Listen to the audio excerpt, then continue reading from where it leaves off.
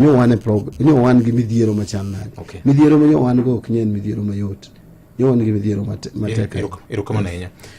Commitment mar China dibed ni tiyo gi public utilities kaka collateral in case you fail to chulo gowi, nikech achiel kuom gik mane omako sirikal mar Uhuru Kenyatta en wach mar port ma Mombasa mane wacho ni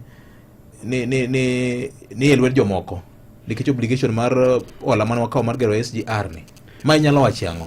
Onge gima chal kamano, onge mbaka ma kamano mwasewuoyo gi jok China. The only thing mwasewuoyo gi jo China on gin namba achiel ni wadwaro ni jogegi manigi kembni gi ng'eny gi gin mag sirikal gi China. The way ma sirikal ma China iriembo en ni almost gik mang'eny ni lwet sirikal.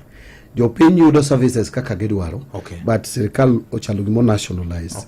Koro wadwaro ni ka gibiro to ok gimiwa gope to giloso projects gi in a way ma sustainable, kaka mwawuoyo SGR cha, kaka mwawuoyo Rironi Summit. Wadwaro ni wager gigi off budget, but at the same time oketwa gi gowi kaka nyo wabedo go chien kucho.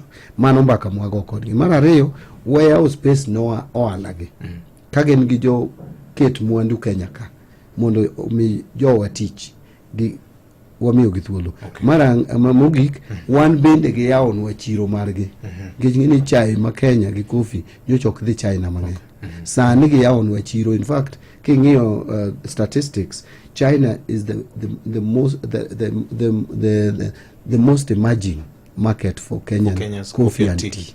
So magara sani nitie team margi mobiro ka mobiro mana discuss kaka ginyalo import to wan waluongo ni export tea to China.